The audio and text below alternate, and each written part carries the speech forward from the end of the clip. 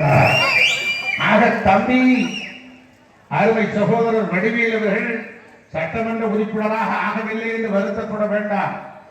திடீரென்று ஒரு தாக்கு, மேக தாக்கு என்று சொன்னால் ஆறு தாண்டுகிற இடம், ஆறு தாண்டுகிற இடத்தில் தண்ணீர் பீரிட்டு கிடந்து விடுபுக்கு வெளியாக தண்ணீர் பாய்ந்து ஒகேனக்கல் பகுதியில் பீரிட்டு கிளம்பி தஞ்சாவூரில் இருக்கிற கடைமடை பகுதிக்கு போய் சேருகிற தண்ணீரினுடைய எல்லை பகுதியாக இருக்கிற இந்த காவிரி விடத்திருக்கிற இந்த பகுதியில் ஆறுயிர் தம்பி, அசைக்க முடியாத தம்பி இந்த ஒசூர் பகுதிக்கு தேவை என்பதை முதலமைச்சர் உணர்ந்து விட்டால், முதலமைச்சர் தெரிந்து விட்டால் அடுத்த நிமிஷமே இவருக்கு பெரிய பதவிகள் மாற்று.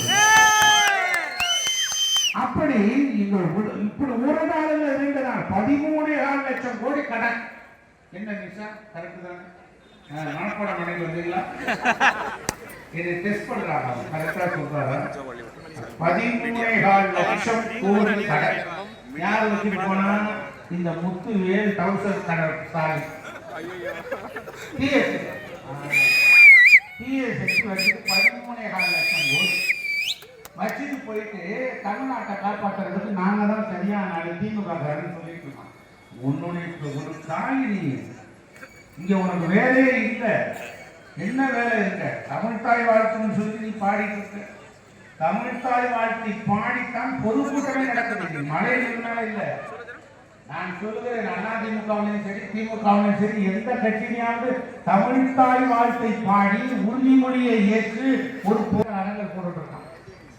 கருணாநிதி செம்மொழியை கொண்டு வரேன், செம்மொழியை கொண்டு வரேன், செம்மொழியை கொண்டு வரேன். எங்கடா செம்மொழினா கனிமொழியை விட்டு போயிட்டான். நான் தமிழுக்காக தண்டவாளத்தில் தலை வச்சு படுத்தேன். தமிழுக்காக கருணாநிதி தண்டவாளத்தில் தலை வச்சு படுத்தார். ட்ரெயின் வந்தது 4ஆம் நம்பர் பிளாட்ஃபார்ம், கருணாநிதி தலை வச்சது 3ஆம் நம்பர் பிளாட்ஃபார்ம். ஏன்னா வராத ட்ரெயின்ல தலை வச்சுட்டு பேரம் வரைக்கும் பட்டாசிட்டை போட்டுங்க. தமிழக வெற்றி கழகத்தின் மாமன் மச்சான் சண்டை இருக்கிறதா? அதிகார போட்டி இருக்கிறதா?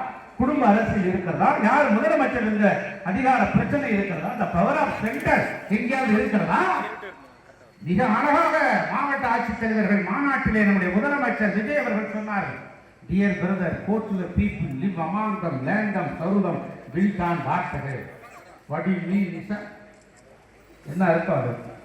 தம்பி, மக்களிடத்திலே சரி, ஜனநாயகம் என்றால் என்ன?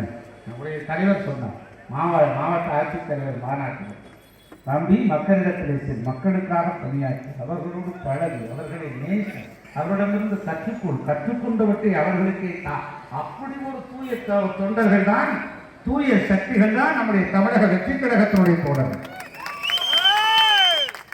நான் பெருமையோடு சொல்கிறேன், மத்தளம் கொட்ட வரிசிந்த நூந்தூர எந்த மன்றத்திலும் தலைநிமிர்ந்து சொல்லுவேன், இப்படி ஒரு தூய சக்தி மிக்க ஒரு தொண்டர் படை இந்திய துணைக்கண்டத்தில், இந்திய உபகண்டத்தில் ஒரு கட்சி பெற்றிருக்கிறது என்று சொன்னால் அந்த கட்சி தமிழக வெற்றி கழகம் மாத்திரம்தான். எங்கேயும் உங்களுக்கு இளைஞர்கள் பட்டாளர்கள் இல்லை. திமுகவெல்லாம் அதிகாலையம் எல்லாம் இனிமேல் முதியோர் இல்லைன்னு மாற்றிடலாம். மூட்டு போனவன், காலு போனவன், நட்டு போனவன் தான் அங்க தலைவர்கள். இப்ப 70 வயசுக்காரெல்லாம் ஓடி போயிருந்தான். 80 வயசு பேருன்னா நீ வரவே வராத, வீட்டிலே செட்டில் ஆயிருந்தான். 60 வயசு பேருன்னா லைட்டா நின்று பாரு, உனக்கு பதிச்சுனால வாய்ப்பு தரலாம்.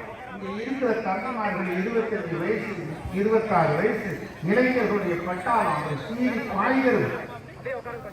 ஒரு வேல் கம்பை தூக்கி எரிந்தால் கூட புறமுகந்து காட்டி ஓடாத எங்கள் சிங்கப்படை தமிழக வெற்றி கழகம் மார்பு காட்டுகிற சிங்கப்படை தான் தமிழக வெற்றி கழகத்தை சேர்ந்த படை. இப்படிப்பட்ட படையை பெற்று ஒன்றல்ல இரண்டல்ல 1000 விஷயங்களை நாம் பட்டியலிட்டு சொல்ல முடியும்.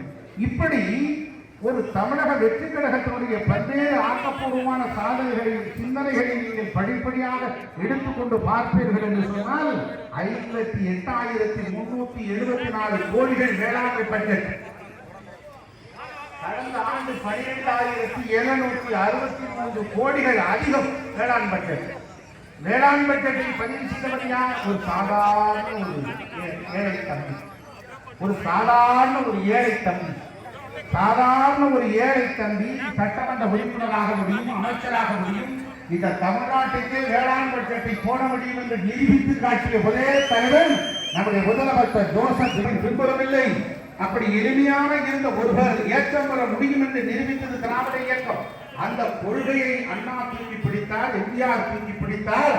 இன்று அந்த கொள்கையை நீர்த்து போகாமல் தூக்கி காப்பாற்றுகிற தலைவர் தான் நமக்கு காலம் வழங்கிய நன்கொடை நம்முடைய முதலமைச்சர் ஜோசப் விஜய்.